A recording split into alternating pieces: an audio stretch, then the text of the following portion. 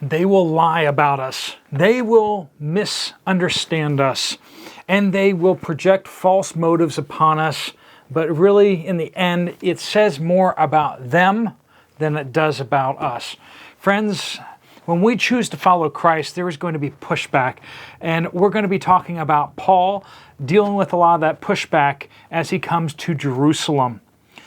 Before we dive in, just want to throw out there just what an awesome time of prayer and fellowship with you guys we had last night. If you missed it, just look for more events coming up. I'm not sure exactly the schedule just yet. We're working to kind of figure out what kind of pace we can do. But we're going to try to do these prayer meetings as much as possible to engage you guys into more of a community, let you guys hear from each other and connect with each other a bit, that as best we can over the internets. Because I know some of you guys are very far away from home churches, and some of you have churches around you that don't have that revival prayer spirit amongst them. They've become complacent. And you need to keep trying to reach them, but you also need to gather with other believers that are seeking the Lord, right? Speaking of seeking the Lord, let's begin with the time of prayer and confession, and let's just worship the Lord in prayer. Not just ask for stuff, but praise Him in prayer. Lord God, you who have created the heavens and the earth, you created the vast distances that separate us right now. States and countries and hundreds and thousands of miles. The skies, the seas, and all the land belongs to you. Some of us have little titles in our hands that say that we own such and such property, but Lord, in the end, you are the true King. Everything belongs to you. We belong to you. And Lord, we want to submit ourselves to you and just throw ourselves down before you and say, Lord, have all of us. Lord, we have sinned and we have fallen short in so many ways. And we just want to lift up those to you now and confess that you are right and that we are wrong. We list our sins and confess them to you now.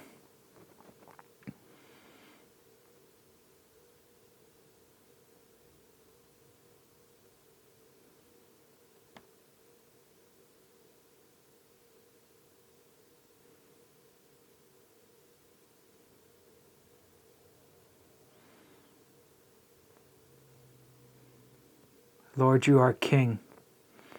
We find salvation in Jesus Christ and His blood and His sacrifice. Friends, if you need more time to just spend in prayer and sitting in His presence, just hit pause and just pray. Lord, I pray that you'd guide our study of your word. Let us hear your voice this morning. We'll pray these things in Jesus' powerful name. Amen.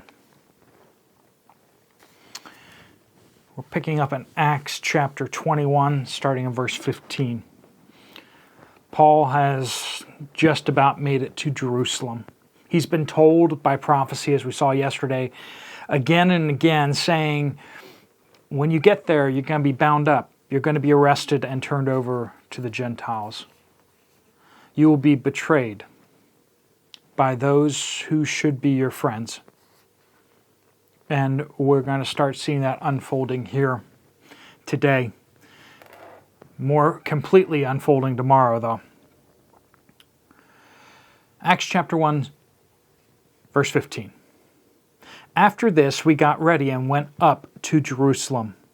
Some of the disciples from Caesarea also went with us and brought us to Mnason of Cyprus, an early disciple, with whom we were to stay. When we reached Jerusalem, the brothers and sisters welcomed us warmly. The following day, Paul went in with us to James. Remember, this is Luke writing this. He's with them. When we reached Jerusalem, the brothers and sisters welcomed us warmly. The following day, Paul went up with us to James, who is the pastor of the Jerusalem church, the brother of Jesus. And all the elders were present.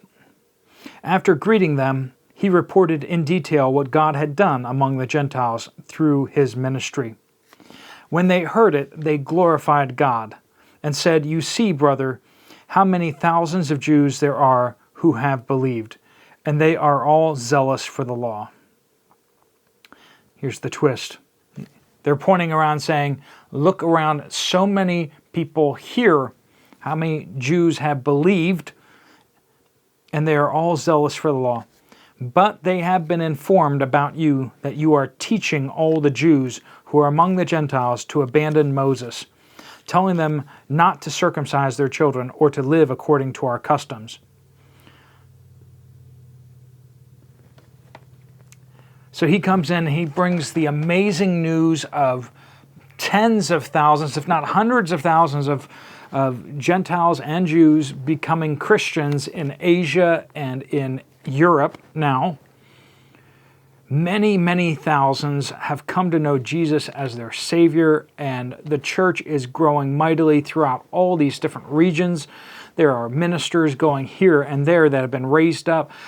Just amazing news, and they're like, yeah, so things have been going pretty well here. A whole bunch of our countrymen have come to know Jesus as their Savior, but they've been kind of holding on to, the traditions. They're zealous for that.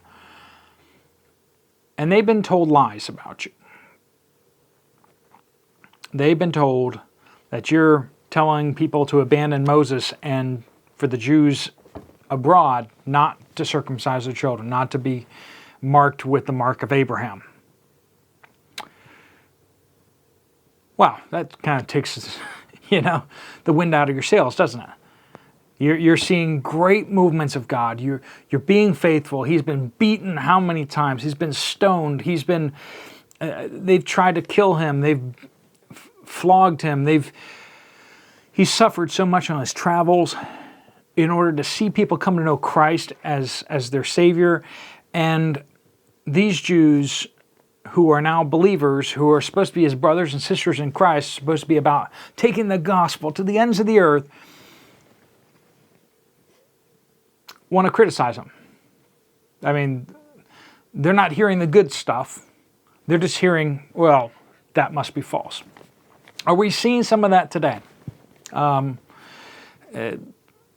people have responded on this channel in that way, criticizing the movement of God in Asbury University and now at other campuses all over, and everything points to this revival spreading more, even to this channel, right? And the criticism comes because people are complacent where they are. They like things comfortable. They don't like people upsetting things. And yet God enters the room and people aren't comfortable. You either have to fight against God or you have to join with him and surrender everything. There is no middle ground. When God enters the room, you either need to bow to your knees or you will shake your fist at him. When there's haziness, people can kind of find a middle ground. But when the Spirit of God is moving, people are either against or for. And here we have these people who should be for the movement of God amongst the nations, but they've been told lies. And they're telling lies about him. We must be prepared for this. That when they lie about us, when they misunderstand us, when they project their false motives upon us, those who are greedy see greedy people. You ever notice that? Those who are prideful, arrogant people see pride and arrogance in other people. Whatever we have within us as sin, the sins we struggle with, it's amazing how often we see that, we project that in other people. When we don't realize that people may be sinners, but they may be sinning in a different way. Or sometimes we're just altogether projecting on them our failings, our weaknesses. So don't be surprised when people do that to you, right? It's amazing how often people are like, oh, the church is full of hypocrites, so I don't go to church. It's just like, and yet you want to call yourself a Christian, and yet you don't want to follow Jesus' command. What? How does that get less hypocrisy? I mean, that's hypocrisy at its highest, right? I'm a Christian. I follow Jesus, but I don't obey his commands. I disagree with Jesus on the whole gathering together with other believers. He said to do it, but I kind of do my own thing. So you're a follower of Christ, but you don't follow Christ. You see hypocrisy when you're a hypocrite, right? It really irks you when you see other people sinning in the way that you're struggling with. But oftentimes you also project on people. Oh, well, they can't be that good. They must be a hypocrite because I'm a hypocrite and I'm a really good person and they're not as good of a person as me, and so therefore they must be a bigger hypocrite than me. People that don't want to hear it need to come up with some sort of reason why they won't hear it. Oftentimes the things that people accuse you of are the things are not even really the issue. There's something else going on there. Many of these men should be out there leading the charge, and yet they're sitting in Jerusalem enjoying the temple, enjoying the comforts of home, not going out to the ends of the earth as missionaries. And so every time they hear the name of Paul, they feel a little guilty, and so therefore they need to come up with some reason why Paul's really actually a bad person and why they're really the good people. And that's what they're doing here. Oh, well, he's undermining the Jewish faith. Oh, what? What? No, he's not. How many of them have reached out to Paul and tried to find out the truth? Well, Paul's hearing this for the first time as he arrives, so probably like none of them, right? Have they sent representatives out to go see what Paul is actually teaching and how people are behaving in these places? Nope. They're just going to try to kill him now without having taken the time to actually even investigate the accusations, the charges. They did it to Jesus. They did it to Paul. By golly, they're going to do it to you. If you choose to follow Christ, as they get more convicted, expect them to unload it on you. Expect them to unload it on people around you. But, like I said, they did it to Jesus too. Jesus said, pick up your cross and follow me. Expect the trials to come. Expect the accusations, the projections, the lies. Verse 22. What do we do about this? So what is to be done? They will certainly hear that you've come. They're believers, and he's staying with people in the church, so this is going to get out. It's not like they're just unbelieving Jews. These are believing Jews. These are Christians, supposedly. So what is to be done? They will certainly hear that you've come. Therefore, do what we tell you. We have 4 men who have made a vow. Take these men, purify yourself along with them, and pay for them to get their heads shaved. This is the Nazirite vow that we're talking about. And Paul had taken it as well. So they're going to go up to the temple and finish the vow, right, with offering. Then everyone will know that what they were told about you amounts to nothing, but that you yourself are also careful about observing the law. With regard to the Gentiles who have believed, we have written a letter containing our decision that they should keep themselves from food sacrificed to idols, from blood that has been strangled, and from sexual immorality. So they're accusing you of not following the traditions and not honoring the traditions. So when you get there, obviously you're going to win them all over to your side by just going through this motion of, If you already know where this is going, even if you haven't read ahead, even if you haven't read the book of Acts before, you probably know where this is going. You've seen this on the news, where as soon as somebody admits a wrong or tries to kind of like make things right, the mob just eats them alive. Oh, well, he's admitting that he's wrong. He's just pretending. Now he's just a hypocrite, right? And that's what they're going to basically accuse him of. They're going to accuse him of violating the temple. So him going up to the temple with 4 men that are completing the Nazirite vow, which is a special vow that Jews would take. He has taken this vow, and he's following the law on this. And so are these other guys, and he's going to sponsor them basically so that they can afford the offering. And they're going to go do this extremely devout thing in the temple. This is a completely voluntary vow that you do just to be closer to God, it seems like. And so they're going to play to the crowd, right? What else can you do? What else can you do but be righteous? When you're being accused of all falsehoods and all things, what can you do but just follow Jesus and let him sort things out? Because these people won't hear you. They won't believe you. All we can do is keep following Jesus. Do the right thing. Do the next right thing. And trust the Lord to work things out. Joseph said, "What you meant for evil, God has turned for good." And you need to trust the Lord to do that too. People are going to turn against you, family members, friends. Some of the most